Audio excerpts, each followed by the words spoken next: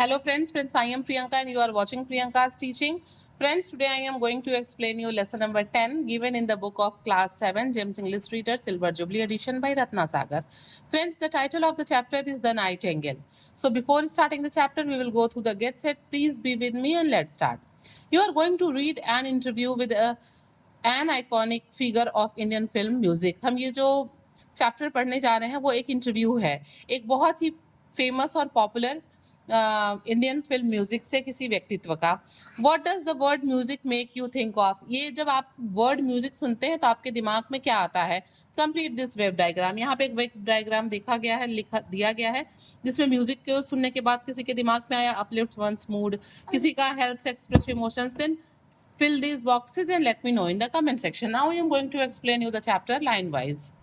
Lata Mangeshkar, also known as the Nightingale of India, was one of the most versatile singers in the Indian film industry. ये जो हम interview पढ़ने जा रहे हैं, ये जो चैप्टर पढ़ने जा रहे हैं, ये किसका इंटरव्यू है. ये लता मंगेशकर जी का इंटरव्यू है, जिन्हें हम नाइटिंगेल ऑफ इंडिया के नाम से भी जानते हैं. और वो इंडियन फिल्म इंडस्ट्री के, अगर हम सिंगर्स में से देखें तो सबसे ज़्यादा सबसे मल्टी टैलेंटेड जो है सिंगर रही हैं. ड्यूरिंग हर लाइफ टाइम, अपने जीवन काल में Lata Mangeshkar witnessed astonishing changes in India. India में होने वाले जो आश्चर्यजनक चेंजेस थे उनको उन्होंने देखा है. And help to redefine the world of Indian film music. और इंडियन फिल्म म्यूजिक के में एक मेजर चेंज लाने में उनका एक बहुत बड़ा योगदान रहा है. ठीक है. Held as one of India's greatest singer, मतलब वो भारत की बहुत ही सबसे प्रसिद्ध जो है सबसे महान सिंगर रही हैं. She was conferred with various honours. उन्हें बहुत से अवार्ड से सम्मानित किया गया है, including the Dada Saheb Phalke award in 1989. 1989 में उन्हें दादा साहब फाल्के से नवाजा गया. And India's highest civilian honour the Bharat Ratna in 2001. और 2001 में भारत का सबसे बड़ा जो नागरिक सम्मान है जिसे हम भारत रत्न कहते हैं वो भी उन्हें मिला. The government of France conferred on her its highest civilian award, officer of the Legion of Honour. ठीक है. फ्रांस ने भी उन्हें अपने जो फ्रांस की गवर्नमेंट है वो भी उसने भी लता मंगेशकर को अपने हाईएस्ट सिविलियन अवार्ड से नवाजा, जिसका नाम है officer of the Legion of Honour. Okay. And in September 2009, the Indian government honored her with the Daughter of the Nation award on her 90th birthday. और उनके 90वें जन्मदिन पे भारत सरकार ने उन्हें एक daughter of the nation award भी दिया. चलिए अब हम इस चैप्टर को शुरू करते हैं. और उसके पहले यहाँ पे लिखा हुआ है, this is an earlier interview by Nasreen Munni Kabir, a leading film historian and writer. ये जो चैप्टर पढ़ने जा रहे हैं ये एक इंटरव्यू है लता मंगेशकर जी का इंटरव्यू. और लिया किसने है? लिया है नसरीन मुन्नी कबीर ने. ठीक है. क्योंकि एक फिल्म इतिहासकार और राइटर भी रही हैं. ठीक है. आगे चलिए देखते हैं. नसरीन मुन्नी कहती हैं लता जी से, पूछती हैं, how and when did you are singing, कि आपने कैसे और कब जो है गाना स्टार्ट सिंगिंग, कब गाना शुरू किया. लता मंगेशकर. अब देखिए लता मंगेशकर उनको जवाब देती हैं, throughout my childhood I listen to Baba sing and could remember every note. वो कहती हैं कि मैंने अपने पूरे बचपन के समय में बाबा जी को जो है बाबा सिंह को गाते हुए सुना और उनके हर नोट को मैंने रिमेंबर यानी कि याद किया. But didn't have the courage to sing in front of him. लेकिन उनके सामने गाने का मेरा जो है करेज, साहस नहीं था, हिम्मत नहीं थी मेरी उनके सामने गाने की. One day he was teaching राग पूरिया धनश्री टू यंग शागिर्द. और एक बार की बात है कि जब बाबा सिंह जो है अपने शागिर्द यानी कि प्यूपिल यानी कि अपने शिष्य को राग पूरिया धनश्री सिखा रहे थे. ठीक है. And for some reason he left the room. और किसी कारण से उन्हें उस कमरे से उठ के जो है बाहर जाना पड़ा, उनको उस कमरे से निकलना पड़ा. और उस टाइम मैडम वहां रही होंगी, लता मंगेशकर जी वहां रही होंगी. And Baba's pupil continued singing. और बाबा तो कमरे से निकल गए लेकिन उनके जो शागिर्द थे उन्होंने गाना जारी रखा. I was playing outside and heard him. और लता मंगेशकर जी बताती हैं कि जिस समय ये हो रहा था अंदर, उस समय मैं बाहर खेल रही थी और मैंने उनके शागिर्द को गाते हुए सुना. I had a feeling that the boy was not singing it right. और मुझे ऐसा महसूस हुआ कि जो लड़का है उनका जो शागिर्द है बाबा सिंह का वो ठीक से गा नहीं रहा है. ठीक है. So I went in and said. इसलिए मैं अंदर कमरे में गई और मैंने कहा, दैट इज नॉट इट, कि ये जो है राग पूरिया धनश्री नहीं है, आप गलत गा रहे हैं. This is how it should be sung. और इस तरीके से आपको गाना चाहिए। And I sang the notes to him, और वो बताती हैं कि मैंने उन्हें गा के सुनाया, ठीक है। एट दैट मोमेंट, और उसी क्षण, my father return and heard me, मेरे पिताजी जो है वो कमरे में आ गए और उन्होंने मुझे गाते हुए सुना। He heard me, he called my brother and said, मतलब लता मंगेशकर जी बताती हैं कि उनकी मम्मी को वो क्या कहते थे, माई कहते थे। उन्होंने माई को बुलाया और कहा, we have a good singer at home, कि हमारे पास हमारे घर में एक अच्छा सिंगर है। एंड नेवर न्यू इट, और हमें ये पता ही नहीं चला कभी, ठीक है। At 6 the next morning Baba woke me saying take the tanpura, और वो कहती हैं कि अगले दिन सुबह पिताजी ने, बाबा ने मुझे जो है 6 बजे जगाया और उन्होंने मुझसे कहा कि टेक द तानपुरा, तानपुरा उठाओ, तानपुरा लो, यू विल स्टडी सिंगिंग, तुम गान मतलब संगीत सीखोगी। We began with the same raga, और हम लोगों ने उसी सेम राग यानी कि राग पूरिया से शुरू किया, ठीक है। That was the day I started, that was the day I started that was the day I started learning how to sing, और वही वो दिन था जिस दिन से मैंने सीखा कि कैसे गाते हैं। I think I was about 5 years old, और लता जी बताती हैं कि मुझे लगता है कि उस समय मैं कितने साल की थी, मैं 5 साल की थी। फ्रेंड्स, एक्सप्लेनेशन को मतलब कंटिन्यू रखने से पहले मैं आपको बताना चाहती हूँ कि देखिए आगे के लाइन में जो नसरीन मुन्नी कबीर है उनको NMK लिखा हुआ है, जबकि लता मंगेशकर जी को LM लिखा है। तो आप समझते रहिएगा, जैसे जैसे मैं लाइंस को पढ़ूंगी तो आप समझ लीजिएगा कि कौन सा NMK का मतलब क्या है और LM का मतलब क्या है। चलिए आगे देखते हैं। NMK मतलब नसरीन मुन्नी कबीर जी पूछती हैं, how old were you when you first performed in public. अब वो पूछती हैं कि आप कितने साल की थी जब पहली बार आपने पब्लिक के सामने परफॉर्म किया। How did it come about, और ये कैसे हुआ। अब लता मंगेशकर कहती हैं, it was in the late 1930s, वो बताती हैं कि 1930s के मतलब बाद वाले लेट टाइम की ये बात है। Baba's theatre company was on a tour in Solapur, वो बताती है कि जो बाबा की जो थिएटर कंपनी है वो एक टूर पे गई हुई थी सोलापुर, ठीक है। And one day some people asked him to sing at a concert, और एक दिन क्या हुआ कि जब लोग कॉन्सर्ट में सोलापुर, सॉरी वो लोग एक परफॉर्मेंस में सोलापुर गए थे, तभी एक आदमी आया और उसने जो है कहा, पिताजी से कहा उन्होंने कि आपको जो है एक पूछा एक कंसर्ट में गाने के लिए। आई ओवरहर्ड देयर कॉन्वर्सेशन, और मैंने उनकी बात, मतलब ऐसे गलती से कोई बात हम गलती से सुन लेते हैं तो उसको ओवरहर्ड कहते हैं, जिसमें हमारा इंटेंशन नहीं होता है सुनने का और हम फिर भी सुन लेते हैं, तो दैट इज कॉल्ड ओवरहर्ड। लता जी बताती हैं कि मैंने उस बात को जो है ओवरहर्ड कर लिया, सुन लिया। एंड आस्क्ड, और मैंने पूछा, Baba can I sing with you, क्या मैं आपके साथ गा सकती हूँ। लाफिंगली ही रिप्लाइड, और हंसते हुए उनके बाबा ने रिप्लाई किया, हाउ विल यू सिंग, तुम कैसे गाओगी। Why not, I can sing. So he, और तब लता मंगेशकर जी कहती हैं कि क्यों नहीं, मैं गा सकती हूँ। सो ही सेड, तब उनके बाबा ने कहा, विच रागा विल यू सिंग, कि तुम कौन सा राग गाओगी। तो वो बताती हैं, खंभावती एंड 2 songs एज वेल, वो कहती हैं कि मैं जो हूँ वो खंभावती गाऊंगी और उसके अलावा भी मैं जो है 2 गाने और गाऊंगी। अब चलिए आगे देखते हैं क्या होता है। He finally agreed to let him sing on stage, और फाइनली जो बाबा थे उनके वो मान गए उनके स्टेज पे गाने के लिए। The music programme was held at Nutan theatre in Solapur. Lata ji बताती हैं कि ये जो म्यूजिक प्रोग्राम था, कंसर्ट था, वो सोलापुर के नूतन थिएटर में हुआ। And before Baba came on the stage, और इससे पहले कि बाबा स्टेज पे आते, आई सैंग राग Khambavati followed by 2 Marathi songs. वो बताती है कि मैंने पहले बाबा के आने के पहले राग खंबावती गाया और उसके बाद मैंने 2 मराठी सॉन्ग्स भी गाए। Then my father sang through the night, और उसके बाद मेरे पिताजी रात में गाते रहे। I remember falling asleep on the stage with my head in Baba's lap, और वो कहती है कि मुझे याद है कि बाबा रात में गाते रहे और मैं उनके गोद में अपना सर रख के जो है वहीं स्टेज पे ही सो गई थी। It was my first public performance, और वो बताती हैं कि ये मेरा पहला पब्लिक परफॉर्मेंस था। आई वॉज 9 years ओल्ड, और वो ये भी बताती हैं मुस्कुराते हुए कि वो उस समय 9 साल की थी। I sang at other concert with Baba and when I was 11 we sang together on the radio. वो कहती हैं कि मैंने और भी कंसर्ट्स में बाबा के साथ गाया, लेकिन जब मैं 11 साल की थी तो मैंने और बाबा ने, हम दोनों ने एक साथ रेडियो पे गाया। NMK, in your childhood were you very close to your sisters, और वो पूछती हैं कि क्या आप अपने बचपन के समय में अपने बहनों के बहुत करीब थी। Lata Mangeshkar, yes we were, और लता जी कहती हैं कि हाँ हम एक दूसरे से मतलब बहुत ज़्यादा जो है क्लोज थे, हम बहनें जो थे। We are still very close, और वो कहती हैं कि हम अभी भी एक दूसरे के बहुत नज़दीक हैं, ठीक है।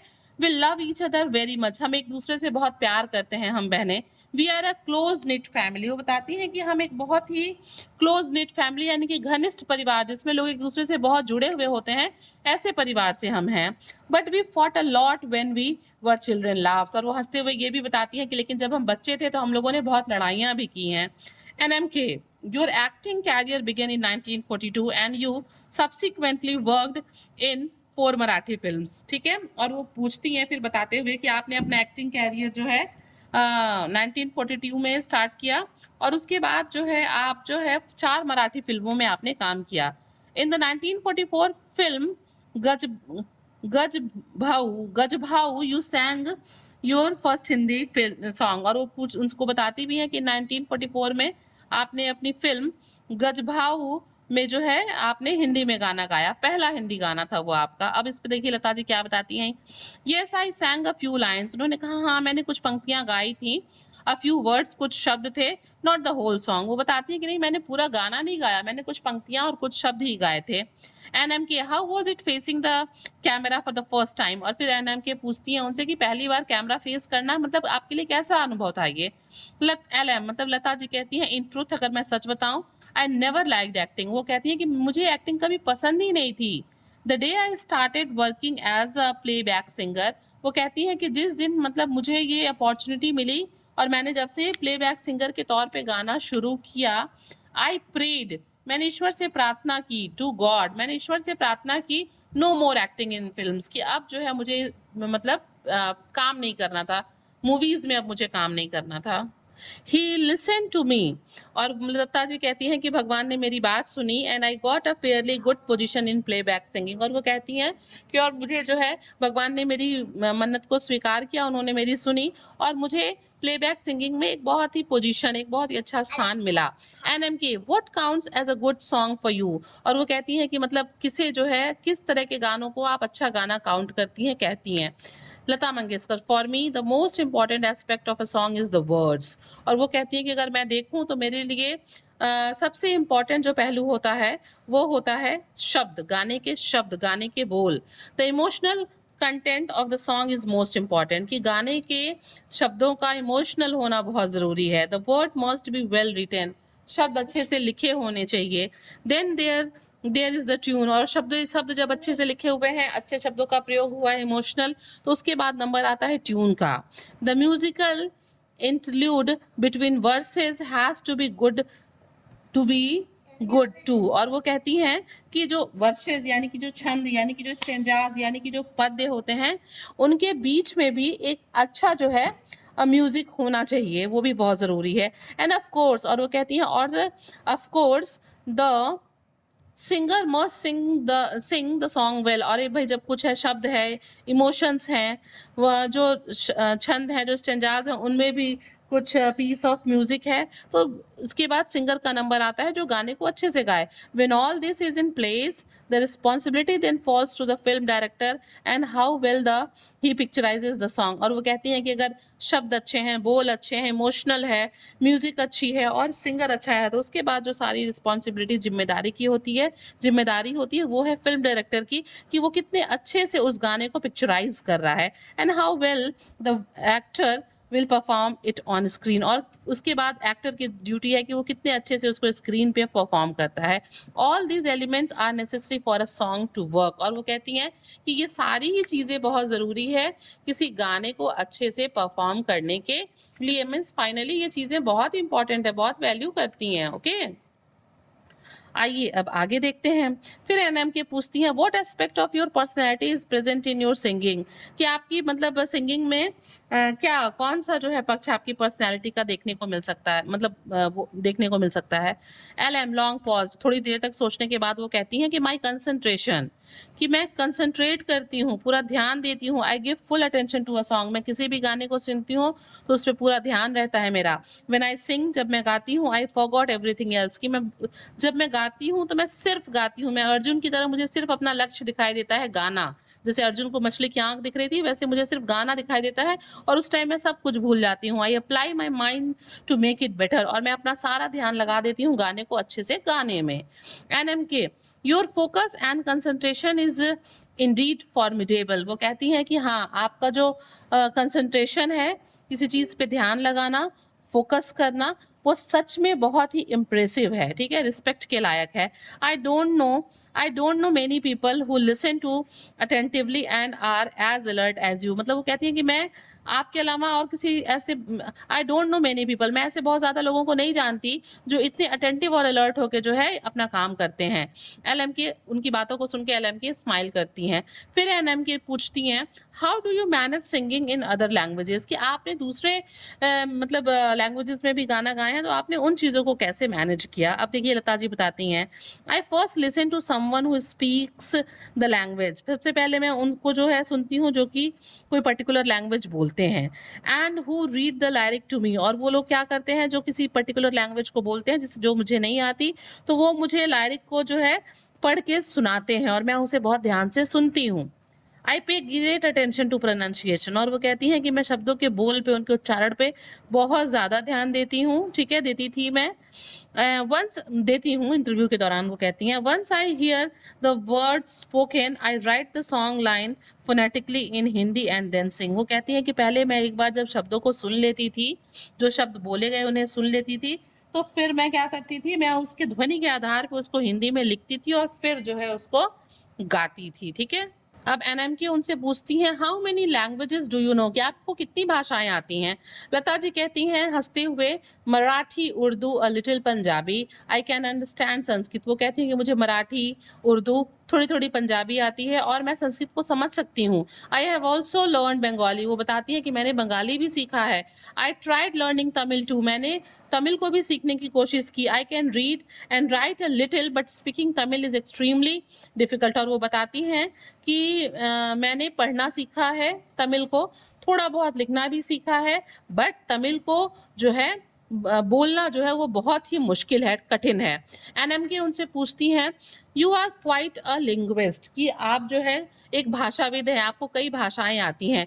What triggered you curiosity for languages, मतलब भाषा के लिए आपके अंदर ये जिज्ञासा कहाँ से जगी कि मुझे डिफरेंट डिफरेंट लैंग्वेजेस सीखना चाहिए. अब देखिए लता मंगेशकर बताती हैं कि 1946 I was working for a film called Subhadra. वो बताती हैं कि 1946 में मैं काम कर रही थी एक मूवी के लिए जिसका नाम था Subhadra. Shanta Apte was the star of Subhadra. और वो बताती है कि उस मूवी के जो स्टार थी उनका नाम था सांता apt.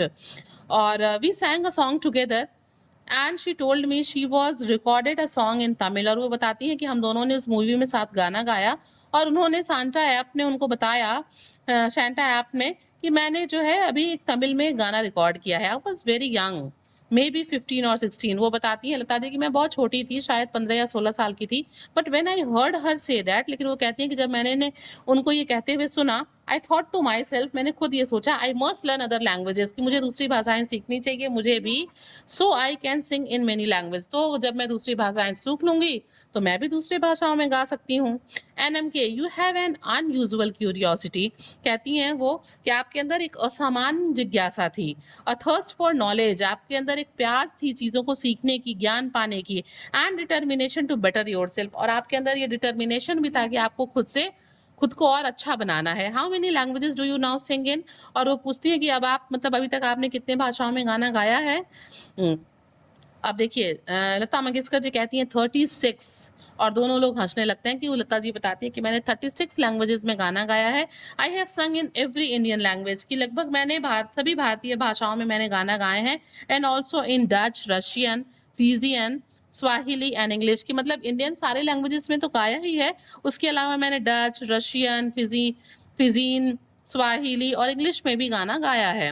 NMK, I have listen to the wonderful double album Lata Mangeshkar live at the Royal Albert Hall London. और NMK बताती हैं कि मैंने जो है लंदन के रॉयल एल्बर्ट हॉल में मैंने ये सुना है, आपके गानों को सुना है. Dilip Kumar introduced you as his little sister with a voice that defined description and definition. वो कहती हैं कि मैं वहाँ पे लंदन के रॉयल एल्बर्ट हॉल में आपके गानों को, जब आपके एल्बम को सुना गया, तो उस टाइम दिलीप कुमार जी उन्होंने वहाँ मौजूद थे, जिन्होंने आपको जो है हिज लिटिल सिस्टर, मतलब अपनी छोटी बहन का मतलब नाम दिया, जो कि क्या है, made you want to know more about, जो कि आपको जानने के लिए काफ़ी है. You also perform later at Madison Square Garden, और वो बताती है कि उसके बाद आपने जो है मैडिसन स्क्वायर गार्डन में भी परफॉर्म किया था। Did you find a difference between audience in the UK and US? मतलब फिर वो पूछती हैं कि आप फॉरेन कंट्रीज में भी गई हैं, गाना गाए हैं, मैंने आपको लंदन में सुना है, मैंने आपको उसके अलावा मैडिसन स्क्वायर गार्डन में सुना है। तो पूछती हैं एनएम की क्या आपको ऑडियंस में, यूके और यूएस के ऑडियंस में कुछ डिफरेंसेस लगे? ठीक है, अब लता जी कहती हैं थिंग्स हैव चेंज डाउन, वो कहती है कि चीजें अब बदल गई हैं, but I think audience in UK were warmed, कि जो यूके के जो ऑडियंस थे वो बहुत ही गर्मजोशी के साथ चीजों को सुन रहे थे, उनके जो फीडबैक थे वो बड़े गर्मजोशी से भरे हुए थे। फिर एनएम की कहती है 1974 you were presented with a gold dice by EMI for being the most recorded test in the world, और वो पूछती हैं कि भाई आपको 1974 में जो है EMI के द्वारा जो है आपको एक गोल्ड डिस्क दिया गया कि वर्ल्ड में सबसे ज़्यादा गाने रिकॉर्ड करने के लिए।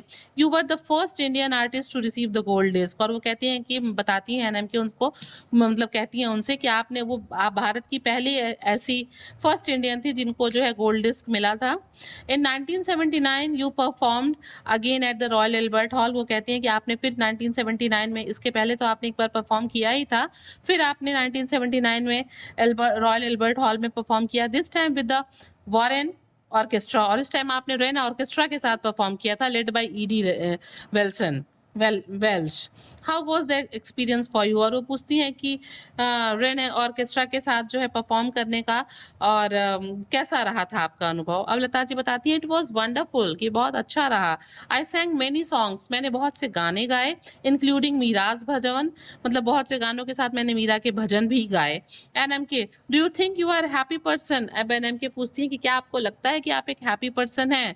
लता ji I am always been a positive person, Lata ji बताती हैं कि मैं हमेशा से एक बड़ी ही सकारात्मक सोच की महिला रही हूँ, व्यक्ति रही हूँ, पर्सन रही हूँ। There was not much time to be anything else, मेरे पास बहुत ज़्यादा टाइम ही नहीं था किसी चीज़ के लिए, मतलब वो इतनी अपने काम में बिजी थी, ठीक है, was always so busy working, मैं काम करने में ही बहुत व्यस्त रही हूँ। To some extent it's true people can not read my moods, और हाँ कभी कभी ये सही भी है कि लोग कभी कभी मेरे मूड को पढ़ नहीं पाते थे, समझ नहीं पाते थे। आई लाफ एंड जोक, मैं हंसती थी, मजाक करती थी। I don't usually show what I am feeling, मतलब मैं हंसती थी, मजाक करती थी, लेकिन मैं ये नहीं शो, मतलब यूजुअली सामान्यतः मैं ऐसा नहीं शो करती थी, जो मेरे अंदर चलता था मैं उसको शो नहीं करती थी, इसलिए लोगों को मुझे समझ पाना थोड़ा सा था। एनएम की फिर पूछती है I believe you enjoy cooking very much, who taught you, कि मुझे लगता है कि आपको खाना बनाने में बड़ा ही आनंद आता होगा, तो खाना बनाना आपको किसने सिखाया? लता जी कहती हैं it was my maternal grandmother, ये मेरी नानी माँ थी, and mother who taught me how to cook, मेरी ममा और नानी माँ ने मुझे खाना बनाना सिखाया। I started cooking when I was very young, वो कहती है कि मैं बहुत छोटी थी तब से मैंने खाना बनाना शुरू कर दिया था, ठीक है। आई was very young and often made lunch and dinner at home, मैं लंच और डिनर मेरा ही था काम, मैं ही बनाती थी। I cook quickly and kitchen is always left neat and tidy after I have finished, वो बताती हैं कि मैं ही जो है किचन में खाना करती, बहुत जल्दी खाना पकाती, और मेरे खाना पकाने के बाद जो किचन होता ना वो बड़ा ही साफ सुथरा रहता। कुछ लोग बड़ा मेसी कर देते हैं ना, चीजें फैला देते हैं। The pleaser of cooking is not in cooking, वो कहती हैं बड़ी ही अच्छी बात कहती हैं, वो कहती हैं कि खाना बनाने का सुख जो है वो खाना बनाने में नहीं है खुशी, but seeing people enjoy the meal and say they have liked what I made for them, that makes me happy. वो कहती हैं कि खाना बनाने का आनंद खाना बनाने में नहीं है, बल्कि इस बात में है कि लोग खाने को कितना एंजॉय करके खा रहे हैं और उसको पसंद कर रहे हैं, जिससे कि मुझे बहुत खुशी होती। एनएम की कहती हैं and what about your love for photography? फिर एनएम के पूछती हैं कि आप अपने फोटोग्राफी के बारे में क्या कहना चाहती हैं? लता मंगेशकर जी, वो बताती हैं आई स्टार्टेड इन 1946, वो बताती हैं कि मैंने 1946 में फोटोग्राफी स्टार्ट की। I was on an outdoor shoot, मैं एक बार आउटडोर शूट में थी कहीं, and took a picture of someone, मैंने किसी की पिक्चर खींची, who was standing by the river, जो कि नदी के पास खड़े थे। आई बिकेम इंट्रीग्यूड बाय फोटोग्राफी, मैं क्या हो गई, बहुत ही इंटरेस्टेड हो गई फोटोग्राफी में। आई टोल्ड मधा मैं I told Madhav Rao Shinde the film editor about my interest, और वो कहती हैं कि मैंने माधव राव सिंधे जो कि एक फिल्म एडिटर थे, मैंने उनको अपने इंटरेस्ट के बारे में बताया। And he taught me the basics, और उन्होंने मुझे फोटोग्राफी के बेसिक्स बताए, हाउ टू लोड फिल्म की, किस तरीके से फिल्म को लोड करते हैं, and the kind of camera, camera के बारे में बताया कि किस तरह के कैमरा कैसे होते हैं, अच्छे होते हैं, खराब होते हैं, आई शुड बाय, कि किस तरह के कैमरा मुझे खरीदने चाहिए। The first still camera I ever owned was a Rolleiflex, वो बताती हैं कि मैंने जो पहला कैमरा खरीदा वो रोली फ्लैक्स का था। I bought it for 1200 rupees, और मैंने उसको 1200 रुपए में उस जमाने में खरीदा था, सोच लीजिए। NMK, I believe tears came to Pandit Nehru's eyes when you sang a मेरे वतन के लोगों, o people of my country, when was this. और वो कहती हैं कि मैंने सुना है, मुझे पता है कि जब आपने ये गाना गाया था ए मेरे वतन के लोगों, तो पंडित नेहरू की आंखों में आंसू आ गए थे। व्हेन वाज दिस, ये कब की बात है? लता जी बताती हैं, following the Chinese attack on India in 1962, वो बताती हैं कि जब इंडिया पे 1962 में चाइनीज का अटैक हुआ था, Pradeep ji road this song, तो प्रदीप जी ने ये गाना लिखा था। And I सैंग it for the first time in Delhi on Republic day on 26 जनवरी 1963, और मैंने पहली बार ये गाना 26 जनवरी 1963 यानी कि रिपब्लिक डे को जो है फर्स्ट टाइम गाया था दिल्ली में। वंस आई फिनिश्ड सिंगिंग, वो बताती है कि जब मैंने गाने को खत्म किया, आई सेट डाउन, मैं बैठ गई बिहाइंड द स्टेज, स्टेज के पीछे, and asked for a coffee, और मैंने कॉफी मांगा। महबूब साहिब केम रशिंग टू मी, वो बताती है कि जब मैंने कॉफी मांगा, मैं वहां स्टेज के पीछे बैठी थी, तो महबूब साहिब भागते हुए मेरे पास आए एंड सेड, और कहा, लता वेयर इज लता, लता मतलब कहाँ है लता, पंडित जी इज कॉलिंग यू, तुम्हें पंडित जी बुला रहे हैं। पंडित जी कौन? पंडित जवाहरलाल नेहरू, ठीक है। I followed him outside and when Pandit ji saw me, वो कहती हैं कि मैं जो है उनके पीछे पीछे गई महबूब साहिब के, और जब पंडित जी ने मुझे देखा, ही स्टूड अप, वो खड़े हो गए। Indira ji and many leading politicians were there too, वो बताती हैं कि वहाँ पंडित जी के साथ इंदिरा जी और भी मतलब बड़े बड़े पॉलिटिशियंस थे। महबूब साहिब इंट्रोड्यूस्ड मी सेइंग, और महबूब साहिब ने मुझे मेरा परिचय कराते हुए कहा, दिस इज लता मंगेशकर, कि ये वही लता मंगेशकर है जिन्होंने अभी ये गाना गाया।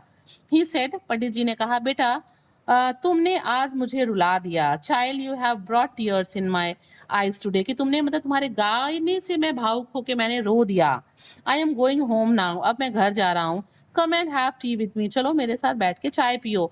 We all then went to have tea at Teen Murti Bhavan where the prime minister was living, और वो बताती हैं कि फिर हम तीनों ने बैठ के वहाँ पे, यानी कि लता जी ने, पंडित नेहरू ने और इंदिरा गांधी ने, इन लोगों ने सभी ने वहाँ बैठ के त्रिमूर्ति भवन में चाय पिया, जो कि जहाँ पे प्राइम मिनिस्टर रहते थे, ठीक है। NMK फिर पूछती है, did you meet Pandit ji again, कि क्या उसके बाद आप दोबारा पंडित जी से मिल पाई? LM, लता मंगेशकर जी कहती हैं कि यस, हाँ, he came to Bombay to attend a charity show, वो बताती है कि हाँ, पंडित जी जो है वो बॉम्बे में एक चैरिटी शो जो है अटेंड करने आए थे। I believe it was something in early 1964, वो कहती है कि मुझे याद आ रहा है, कि विश्वास है कि 1964 के शुरुआत के दिनों की बात है। The event was held eight the event was sorry held at the Brabourne stadium, कि मतलब ये जो इवेंट था वो ब्रेबोर्न स्टेडियम में जो है रखा गया था। When I was on the stage, वो बताती है कि जब मैं स्टेज पे थी, आई रिसीव्ड अ मैसेज, मुझे एक मैसेज मिला from Pandit ji asking me to sing a मेरे वतन के लोगों की, मतलब मुझे एक मैसेज मिला कि पंडित जी ने मुझे ए मेरे वतन के लोगों गाने के लिए, मतलब उनका ये चाहते हैं कि मैं गाऊं, सो आई सैंग इट, और इसलिए मैंने उसे गाया भी वहां पे। NMK, what music do you listen to, what do you read, और वो कहते हैं कि मतलब पूछती है NMK उनसे कि आप कौन सा म्यूजिक सुनना पसंद करती हैं, and what do you read, और आप क्या पढ़ना पसंद करती हैं। लता मंगेशकर जी बताती हैं, I listen to classic music, मुझे जो है क्लासिकल म्यूजिक सुनना बहुत पसंद है। Sometimes I listen to ghazals, और कभी कभी मैं गजल्स भी सुनती हूँ। आई एंजॉय रीडिंग हिंदी, मुझे हिंदी पढ़ने में बहुत मजा आता है।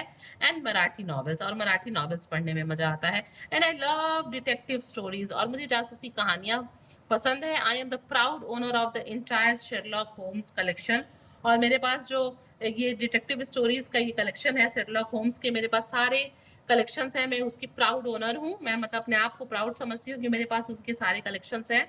आई also like Ghalib and his contemporaries, और वो कहती हैं कि मुझे गालिब भी बहुत पसंद है, और उनके समकालीन जो लोग थे वो भी बड़े पसंद थे। जोक एंड मोमीन, ठीक है, मतलब ये लोग भी मुझे बहुत पसंद थे। Hindi and Marathi poetry is something I enjoy too. और वो बताते हैं कि अगर हम बेसिकली खास करके हम बात करें तो मुझे हिंदी और मराठी म्यूजिक बहुत ही मुझे मनोरंजक लगता है। अब एनएम के कहते हैं, पूछती हैं what does music mean to you, कि आपके लिए म्यूजिक का मतलब क्या है। लता जी बड़ा ही भाव का आंसर देती हैं फ्रेंड्स। वो कहती हैं it is my life and God, कि संगीत ही मेरा जीवन है और वही मेरे लिए भगवान है। माई प्रेयर इज म्यूजिक, मेरी प्रार्थना ही मेरा मतलब संगीत ही मेरी प्रार्थना है। It is like a father and mother to me, जो संगीत है, जो गाना है, यही मेरे लिए मेरे माँ और बाप है। And thanks to music I am who I am today. और वो संगीत को धन्यवाद भी देती है कि मैं आज जो कुछ भी हूँ इसी संगीत की वजह से हूँ। People recognise me everywhere because of music, हर जगह लोग मुझे केवल म्यूजिक संगीत की वजह से मुझे पहचानते हैं। But the greatest thing I have received whether from king or pauper is love. और वो कहती है कि इसके अलावा जो मैंने रिसीव किया है, चाहे अमीर चाहे गरीब लोगों से, वो है तो है क्या है, वो है लव, यानी कि प्यार। सो फ्रेंड्स, आपने देखा लता जी ने अपना पूरा जीवन जो है संगीत को दे दिया। और अगर आपको एक्सप्लेनेशन पसंद आया हो तो वीडियो को लाइक करिएगा, चैनल को सब्सक्राइब करिएगा और प्लीज़ जो है बेल आइकन को हिट कर दीजिएगा ताकि आपको कोई भी नोटिफिकेशन सबसे पहले मिल सके। Thank you for watching.